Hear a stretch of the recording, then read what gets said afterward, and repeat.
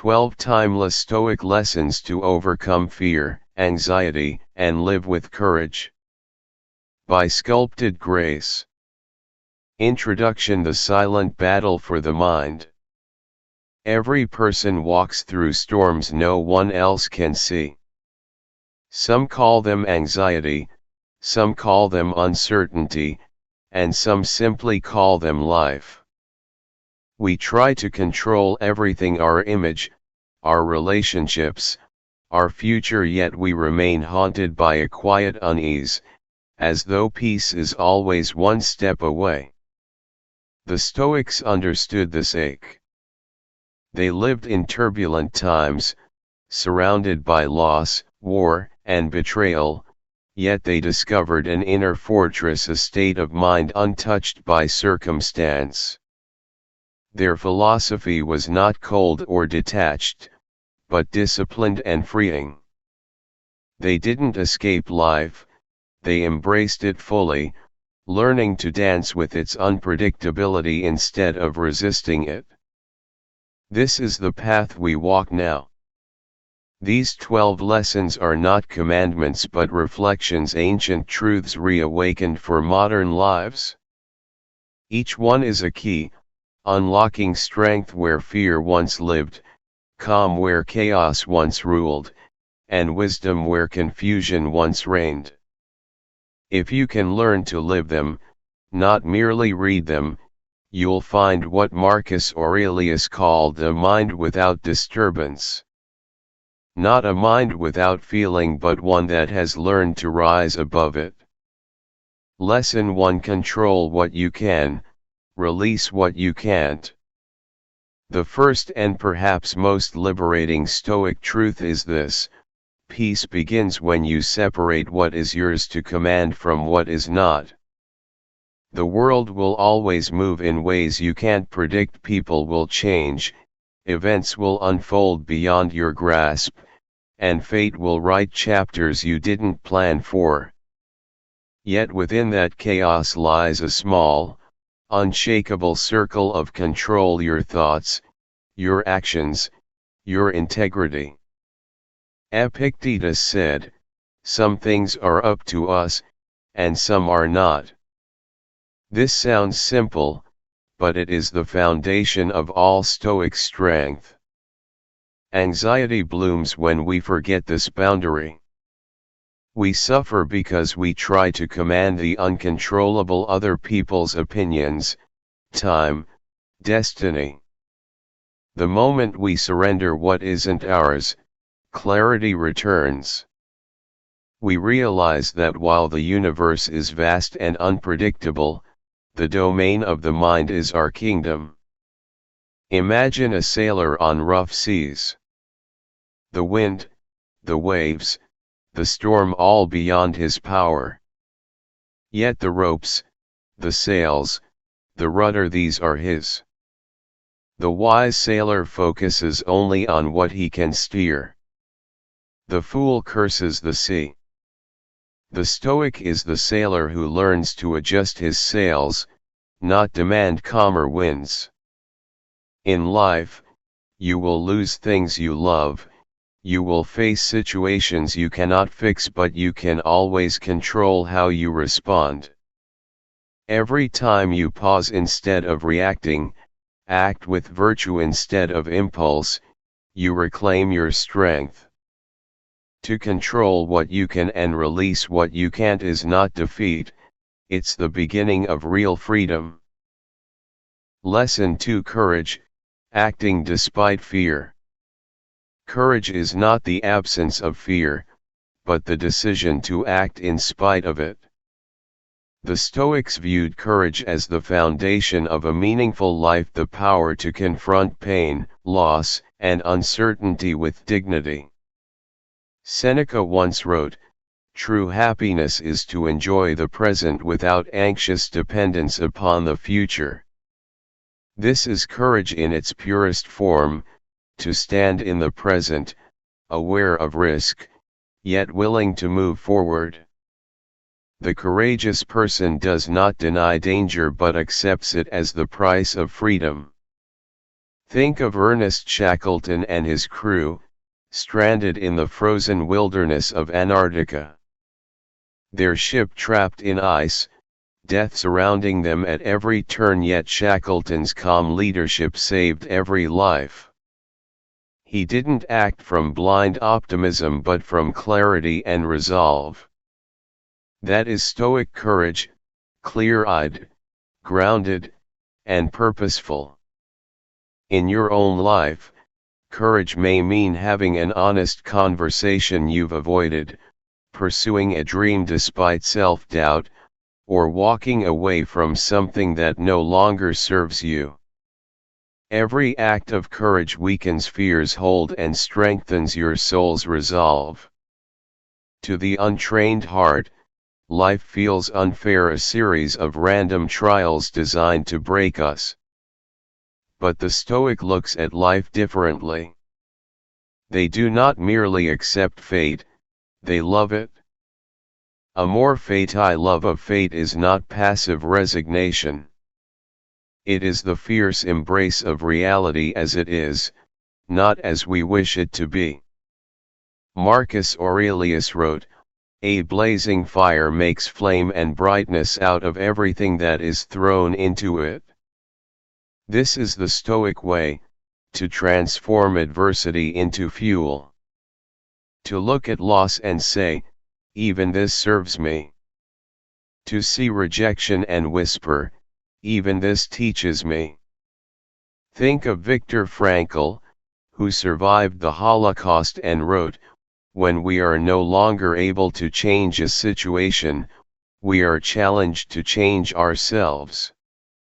That is amor fati in living form, the art of alchemy through suffering. It means trusting that life, in its wisdom, has given you exactly what you need to evolve. Every failure sharpens humility. Every heartbreak refines compassion. Every delay strengthens patience.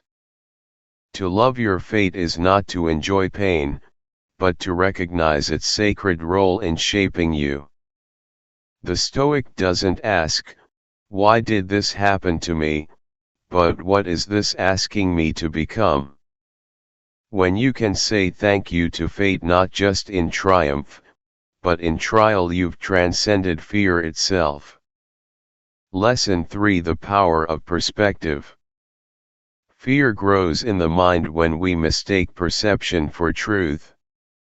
Marcus Aurelius said, "If you are distressed by anything external, the pain is not due to the thing itself, but to your estimate of it." In other words, suffering comes not from events, but from how we interpret them. The Stoic practice of reframing allows us to see reality without distortion. When something frightening happens, instead of asking "Why me?" the Stoic asks, "What can this teach me?" Consider a person who loses their job unexpectedly. To many, this seems disastrous, a collapse of security. But reframed through Stoic eyes, it becomes an lesson. For the obstacle is the way. Most people see obstacles as interruptions. The Stoic sees them as the material of growth. Ryan Holiday popularized this truth, but its roots stretch back to Marcus Aurelius, who said, "The impediment to action advances action." What stands in the way becomes the way. Every difficulty, every failure, every closed door, these are not punishments, but teachers. They reveal what you are made of. They demand strength, patience, and creativity. Think of Thomas Edison, who failed 1,000 times before inventing the light bulb. When asked about failure, he said, "I have not failed. I've just found 10,000 ways that won't work." That is Stoicism in motion, the ability to turn frustration into progress. The obstacle itself becomes your forge. The Stoic doesn't wait for an easy road, they walk the hard one with courage, knowing every stone strengthens their stride. Next time you face difficulty, ask not why me, but what is this trying to make me? Life doesn't block your path, it is the path. Lesson 5: Discipline over emotion. The Stoics understood something that modern life often forgets: emotions are powerful servants but terrible masters. To live wisely, one must learn not to be ruled by them. Anger, fear, envy, they are like wild horses, useful when guided, destructive when left unchecked. Discipline is not about suppression, but direction. Seneca wrote, "No man is free who is a slave to his passions." The Stoic does not deny emotion but examines it. They ask, does this feeling help me act with virtue or cloud my judgment? In a world that glorifies instant reaction, the disciplined person becomes a rare presence, calm amid chaos, patient amid provocation. Consider Marcus Aurelius, who ruled an empire under constant threat and betrayal, yet remained composed. His meditations were not written for others, but as reminders to himself: stay steady, stay rational, stay kind. In our time, discipline means choosing stillness when the world demands outrage, integrity when temptation whispers, and consistency when motivation fades. Imagine a young athlete training before dawn, her friends still asleep. Every repetition, every drop of sweat is a quiet rebellion against weakness. Or a father resisting the urge to lash out when frustrated, choosing instead to respond with understanding. These are modern Stoics in disguise. Discipline is the invisible armor that shields the mind from chaos. It is built not through grand gestures but daily choices: waking up when it's easier to sleep, focusing when distraction calls, forgiving when anger burns. The Stoic knows that emotions, when mastered, become fuel. But when indulged, they become chains. To live with discipline is to reclaim your sovereignty, to ensure that the storms inside you serve your ship, not sink it. Lesson 6: Virtue over pleasure. The ancient Stoics believed the purpose of life was not pleasure, but virtue. Pleasure is fleeting, virtue endures. Pleasure can be stolen, but virtue cannot.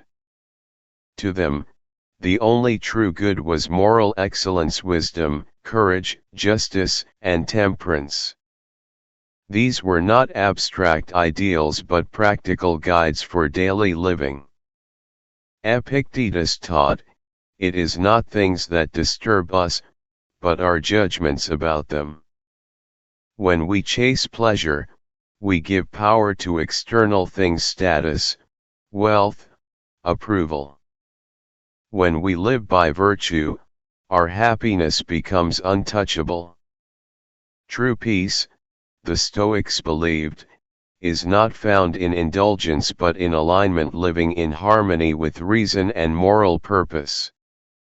Imagine a politician who chooses honesty even when deception would secure power, or a friend who tells a difficult truth rather than a comfortable lie. These are small acts of virtue that echo through eternity. In modern life, where pleasure is packaged, sold, and consumed endlessly, virtue is rebellion.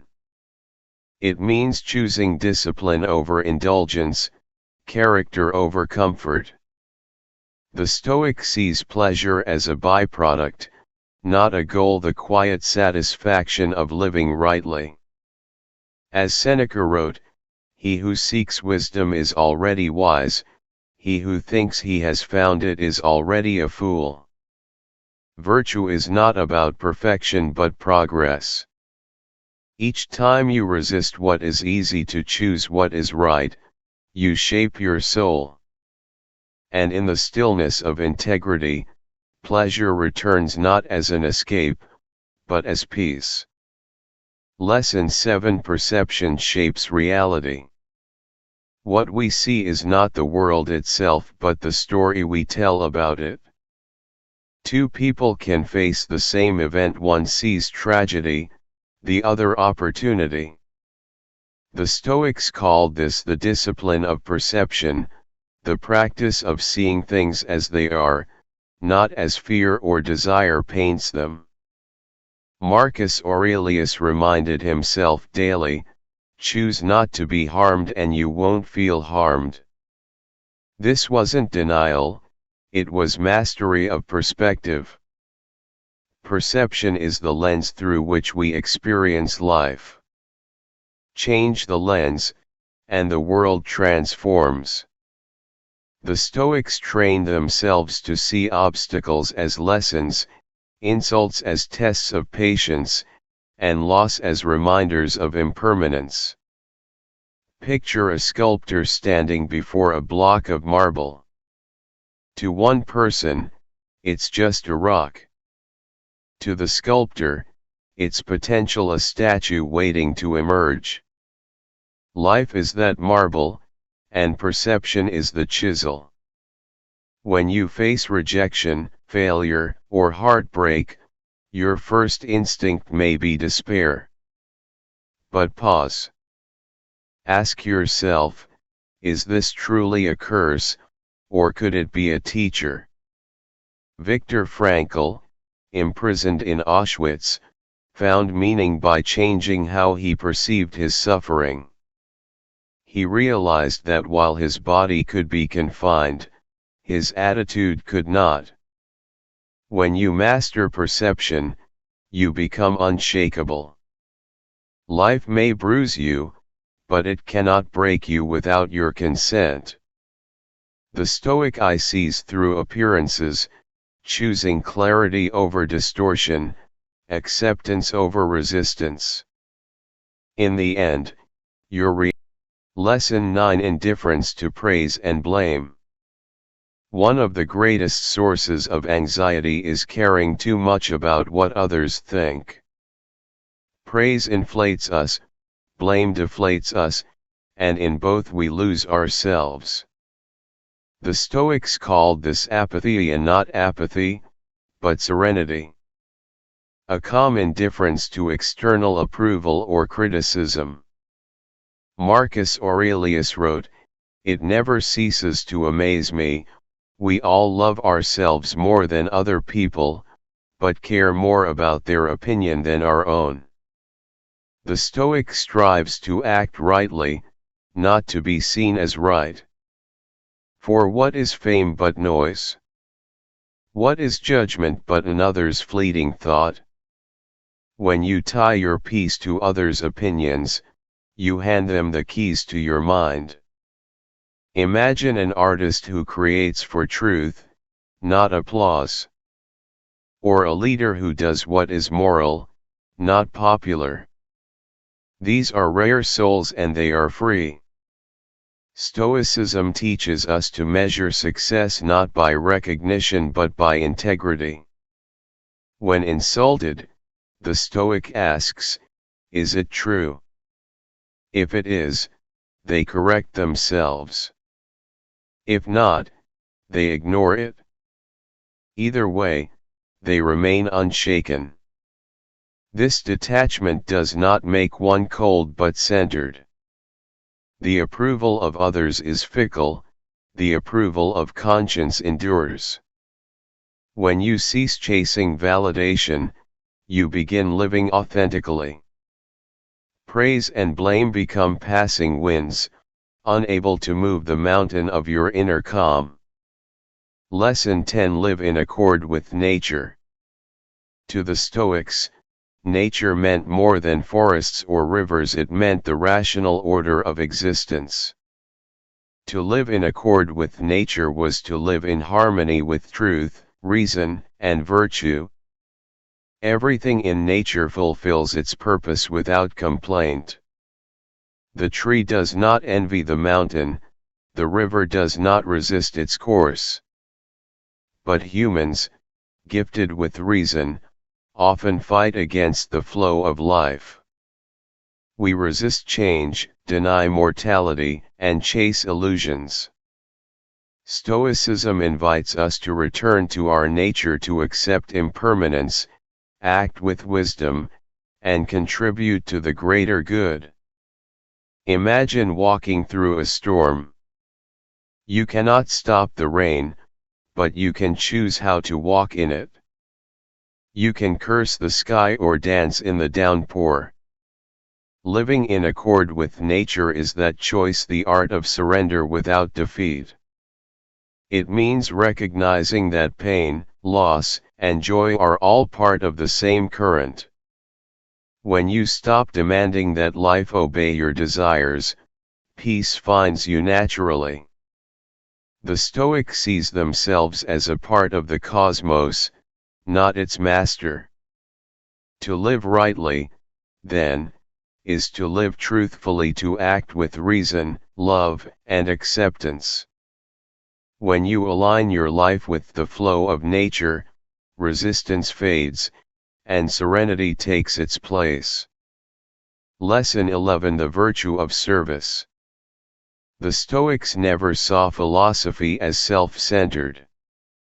True wisdom, they said, must serve humanity. Marcus Aurelius reminded himself daily, what is not good for the beehive cannot be good for the bee. The Stoic sees life as a shared endeavor. The good of the individual is bound to the good of all. Service, then, is not sacrifice, it's alignment with the natural order. Lesson 12: The Freedom of Acceptance. The final Stoic lesson is the freedom found in acceptance. Life will never unfold exactly as we wish. People will disappoint us, plans will fail, and time will take everything we love. Yet within that truth lies liberation. Epictetus said, "Do not seek for things to happen as you wish, but wish for things to happen as they do." Acceptance is not weakness, it is strength beyond measure. It is saying, I may not control the wind, but I will adjust my sails. When we stop fighting reality, we reclaim our energy to act wisely within it. Think of a man losing his business, or a woman grieving a loved one. Resistance says, this should not have happened. Acceptance says, it has happened, now what can I do? Acceptance does not erase pain but transforms it into purpose. It allows healing to begin. The Stoic who accepts life as it is walks with serenity, no longer a victim of circumstance but a student of it. Acceptance is the highest form of courage because it requires humility, the willingness to bow to what is real. And in that humility, you find ultimate freedom, peace not dependent on outcomes, but rooted in understanding. Conclusion: The sculpting of the soul. The Stoics believed life was a work of art, and you the artist. Every hardship is a chisel, every challenge a brush stroke shaping your inner sculpture. The lessons of control, courage, virtue, perception, and acceptance are not ancient relics, they are tools for modern peace. To live stoically is to live deliberately, awake, disciplined, and unbroken by fate. So when fear rises, breathe deeply. When loss comes, bow gracefully. When joy arrives, embrace it fully. This is the Stoic way, not to escape life, but to master it. And as sculpted grace reminds you, peace isn't found in the absence of storms, but in learning how to sail through them with dignity, strength, and love.